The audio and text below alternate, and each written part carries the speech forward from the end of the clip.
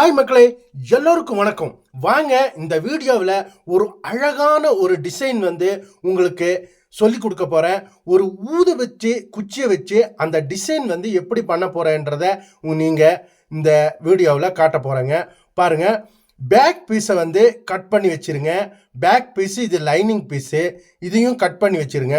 அதே மாதிரி back piece நம்ம சேலை துணியையும் கட் பண்ணி வச்சுருங்க. அப்புறம் பாருங்க, இந்த கேன்வஸில் அளவுகள் எல்லாம் நோட் பண்ணிருங்க. கீழே இருந்து 1.5 இன்ச்சு விடுங்க. அப்புறம் அந்த 1.5 இன்ச்சு இருந்து 10 இன்ச்சு மார்க் பண்ணுங்க. இந்த அகலம், நெக்குடைய அகலம் 3 இன்ச்சு மார்க் பண்ணுங்க. அப்புறம் அந்த 10 இன்ச்சு மார்க் பண்ணி பாருங்க, அந்த 3 இன்ச்சுக்கு அப்படியே ஒரு 3 இன்ச்சுக்கும் 3 இன்ச்சுக்கும் ஒரு பாக்ஸ் போடுங்க.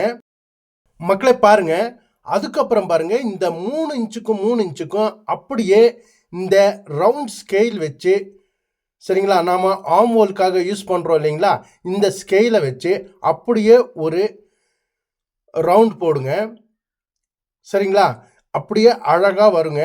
பாருங்கள், இந்த ரவுண்ட் 3 இன்ச்சுக்கு 3 இன்ச்சுக்கு மார்க் பண்ண கீழ் பக்கம் பாருங்கள் 1 இன்ச்சு தள்ளி, அப்புறம் 1 இன்ச்சிலிருந்து கீழே 10 இன்ச்சுக்கு ஒரு ரவுண்ட் போடுங்க. நீங்கள் இதே எந்த ஷேப் வேணுமானா நீங்கள் போடலாம். ஒரு ஆர்ட் ஷேப் வேணுமானாலும் போடலாம், இல்லை ரவுண்ட் போடலாம், இல்லை டைமண்ட் போடலாம். உங்களுக்கு என்ன விருப்பமோ அந்த அளவு அப்படியே ரவுண்ட் போட்டு ரவுண்டாக கட் பண்ணி எடுத்துருங்க. அப்புறம் பாருங்கள், இந்த கேன்வஸில் இந்த உள்பக்கம் இந்த ரவுண்டை அழகாக அப்படியே கட் பண்ணி எடுத்துருங்க. அப்புறம் மேல் பக்கம் இருக்கு இல்லைங்களா, மேல் பக்கம் அந்த ரவுண்டையும் கட் பண்ணி எடுத்துருங்க. மேல் பக்கம் எடுக்கும்போது பாருங்கள், ஒரு 1/4 இன்ச்சு அதை கேப் விட்டுருக்கேங்க. ஏன்னா இந்த அகலம் தாசியாகாமல் இருக்கிறதுக்கு அந்த 1/4 இன்ச்சு விட்டு நம்ம கட் பண்ணியிருக்கோங்க. அப்புறம் பாருங்கள், இதை அப்படியே லைனிங் பீஸில் ஒட்டிடுங்க. ஒட்டிட்டு சுற்றியும் ஒரு 1/4 இன்ச்சு விட்டு அப்படியே சுற்றியும் கட் பண்ணிடுங்க. இப்போது அந்த டிசைனுக்காக ஒரு 3.5 வெட்டியிருக்கோங்க. இப்போ பாருங்கள், ஒரு ஊதுபத்தி குச்சியை எடுத்துக்கோங்க.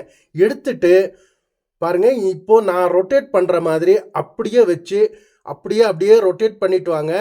ரொம்ப மெலிசாக நம்மளுக்கு அந்த துணி ரவுண்ட் ஷேப் நம்மளுக்கு கிடச்சிருங்க. அப்புறம் 2 சைடும் இதை டாக்கா போட்டுருங்க.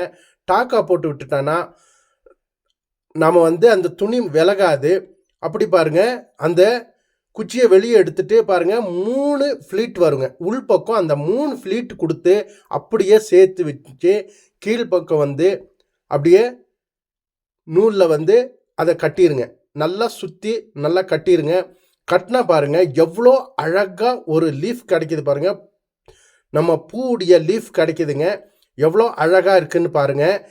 நீங்களும் இதே மாதிரி செஞ்சு பாருங்கள், ரொம்ப நல்லாயிருக்கும். இதே மாதிரி நம்மளுக்கு எவ்வளோ தேவையோ அதுக்கு அதே மாதிரி நீங்கள் பண்ணி வச்சுருங்க. ஒரு 7 பீஸு 8 பீஸு இந்த பூவுக்கு நம்ம பண்ணி வச்சா போதுங்க. அதே மாதிரி பாருங்கள், ஒரு 7 பீஸு 8 பீஸு பண்ணி வச்சுருக்குங்க. பாருங்கள், அப்படியே சுற்றியும் வச்சு விட்டுருங்க. இன்னொரு வாட்டி இதை எப்படின்னு பாருங்கள். சரிங்களா, பாருங்கள் எவ்வளோ அழகாக வந்திருக்குன்னு பாருங்கள். சரிங்களா, பாருங்கள், இதே மாதிரி இன்னும் ஒரு 4 பண்ணானா 8 பீஸ் கரெக்டாக வந்துருங்க. இப்போ பாருங்கள், 3 இன்ச்சுக்கு ஒரு இந்த சேலை துணியை வெட்டிடுங்க. வெட்டிட்டு அதை 2ஆக மடித்து தையல் அடிச்சுட்டு அப்படியே அதை வெளிப்பக்கம் திருப்பிடுங்க. நம்ம வெளிப்பக்கம் திருப்பிட்டு பாருங்கள், வெளிப்பக்கம் திருப்பி வச்சு அதை அப்படியே நல்லா அயன் பண்ணி, சரிங்களா, நல்ல ரிப்பின் போல் அதை நம்ம ரிப்பின் போல் செஞ்சு விட்டுருங்க. அப்புறம் அந்த ரிப்பினை நம்ம என்ன டிசைன் கொண்டு வரோன்னு பாருங்கள். இப்போது இந்த கேன்வஸில் நம்ம சுற்றியும் அந்த 1/4 இன்ச்சு விட்டோம் இல்லைங்களா, அந்த 1/4 இன்ச்சை அப்படியே 1/4 இன்ச்சை மடித்து விட்டு அந்த கேன்வஸில் அப்படியே ஒரு தையல் அடிச்சிருங்க. அப்புறம் இந்த மெயின் பீஸ் மேலே, சரிங்களா, உள்ள அடியில் லைனிங் பீஸும் சென்டரில் சேலை பீஸும் இந்த நம்ம கேன்வஸ் பீஸும் மேலேயும் வச்சு பாருங்கள், அப்படியே இந்த கேன்வஸில் எவ்வளோ நம்ம கட் பண்ணியிருக்கோமோ அந்த ஷார்ப்பாக அதுலேயே அப்படியே தையல் அடிச்சிட்டு வாங்க. சரிங்களா, நல்லா பொடி தையல் அடிங்க. அப்போ தான் நம்ம திருப்பினானா அழகாக நீட்டாக கிடைக்குங்க. பாருங்கள், அழகாக பொடி தையல் அடித்து முடிச்சிருங்க. இப்போ வந்து அதை அப்படியே கட் பண்ண போகிறாங்க. ஒரு 1/4 இன்ச் விட்டு கட் பண்ணுங்க. பாருங்கள், 1/4 இன்ச் வச்சு அழகாக கட் பண்ணி சுற்றியும் சக்கை வெட்டி விட்டுருங்க. அந்த சக்கை வெட்டினா தான் அழகாக அது திரும்புங்க. அதனால் சுற்றியும் நீங்கள் வந்து சக்கா வெட்டிடுங்க. சரிங்களா? சக்கா வெட்டி அதை அப்படியே திருப்பி வச்சுருங்க. திருப்பி பாருங்கள் எவ்வளோ அழகாக ரவுண்டாக நம்மளுக்கு கிடச்சிருக்கு பார்த்தீங்களா? இப்போது அந்த ஓரத்தில் வந்து ஒரு பொடி தையல் போடுங்க. அப்படியே அந்த ரவுண்டு சுற்றியும் ஒரு பொடி தையலை அழகாக போட்டுவாங்க. சரிங்களா? அப்போது நீட்டாக வந்து நம்மளுக்கு அங்கே ஃபினிஷிங் கிடச்சிரும். எவ்வளோ அழகாக நீட்டாக ஃபினிஷிங் கிடச்சிருக்கு பார்த்தீங்களா? இப்போ வந்து நம்ம ரிப்பின் வெட்டி வச்சுருக்கோம் இல்லைங்களா? பாருங்கள், இந்த உள்பக்கம் இந்த கேன்வஸ் துணியை வந்து அப்படியே லைனிங் துணியில் வச்சு அடிச்சிருங்க. அது வந்து நம்ம எம்மிங் பண்ண அவசியம் இல்லை. சரிங்களா? அது வெளிப்பக்கம் தெரியாது. எவ்வளோ அழகாக கிடைக்கிது பாருங்கள். இப்போ பாருங்கள், சுற்றியும் நம்ம லைனிங் பீஸை வந்து விலகாமல் இருக்கிறதுக்கு அடிச்சிருங்க. சுற்றியும் அடித்து விட்டு பேக் சைடு வந்து நம்ம எவ்வளோ நம்ம மார்க் பண்ணியிருக்கோம் இல்லைங்களா? இது 13.5 இன்ச்சு நீளம் வச்சுருக்கோங்க, லென்த் வச்சுருக்கோங்க. இந்த 13.5 இன்ச்சு லென்த்துக்கு வந்து நீங்கள் வந்து அப்படியே பேக் சைடு அதை வந்து மடித்து அடிச்சிருங்க. இல்லைன்னா நீங்கள் மடித்து எம்மிங் பண்ணாலும் பண்ணிடலாம். பாருங்கள், இப்போ பேக் சைடு மடித்து அடிக்க போகிறேங்க. பேக் சைடு நீட்டாக அடித்து முடிச்சாச்சுங்க. இப்போ பாருங்கள், இந்த ஃப்ளீட் எப்படி கொடுக்குறேன்றதை பாருங்கள்.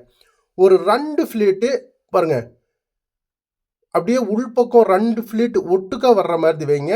2 ஃப்ளீட்டு ஆப்போசிட்டில் அப்படியே ஆப்போசிட்லேயும் மாற்றி மாற்றி ஒரு 2 ஃப்ளீட்டு ஒட்டுக்கா கொடுங்க.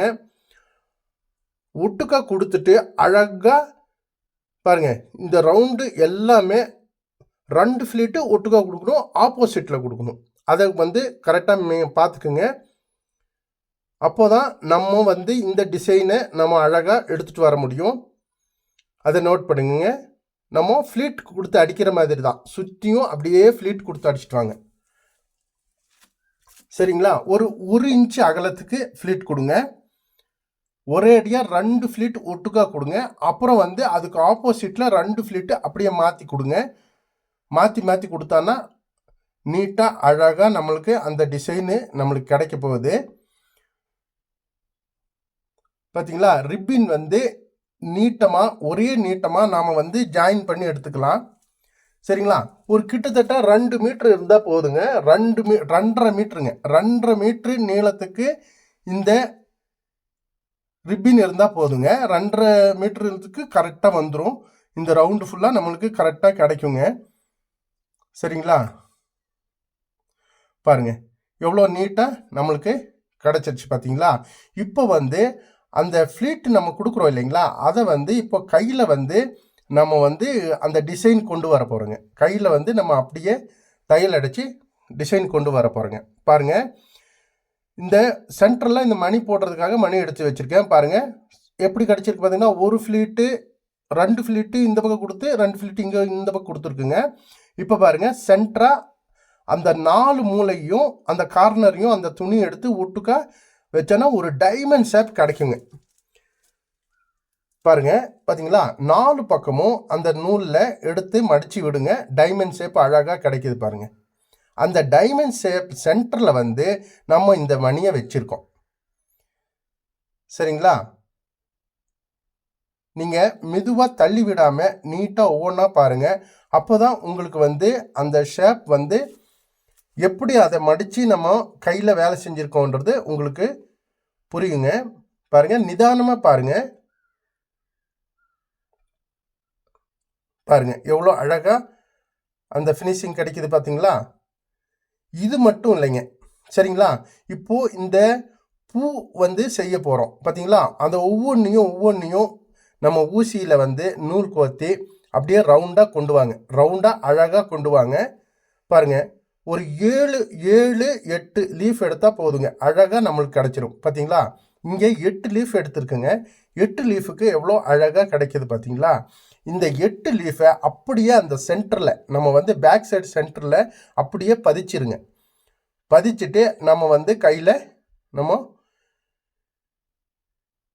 அதை வந்து அப்படியே கையில் வந்து எம்மிங் பண்ணி நல்லா பதிச்சு விட்டுருங்க. அப்புறம் அதோடைய சென்டர் பாயிண்டில் வந்து நம்ம ஒரு அழகான ஒரு பட்டன் வைக்க போகிறோங்க.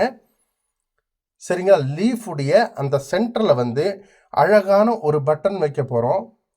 அந்த பட்டன் வச்சாதான் அதோடைய லுக்கே நம்மளுக்கு கிடைக்குங்க. பாருங்க எவ்வளோ அழகாக வந்திருக்கு பார்த்தீங்களா? பாருங்க இந்த பட்டன் வந்து அப்படியே வச்சு நீங்கள் பதிச்சு விட்டுருங்க. இந்த லீஃப் சென்டரில் இந்த பட்டன் அழகாக வச்சு பதிச்சிருக்கு பாருங்கள், எவ்வளோ அழகாக நீட்டாக கிடச்சிருக்கு பார்த்தீங்களா? பாருங்கள் இப்போ வந்து அந்த பட்டனுக்கு கீழே வந்து அழகாக ஒரு 3 மணியை வந்து தொங்க விட போகிறோங்க. நம்ம பேக் சைடு வந்து கயிறு வைப்போம் இல்லைங்களா, அதே மாதிரி தான் நீங்கள் கயிறு வைக்கிற மாதிரி தான் மணியை கோத்தி அழகாக நீட்டாக 3 கோத்தி விட்டுருங்க. பக்காவாக சூப்பராக இருக்குங்க.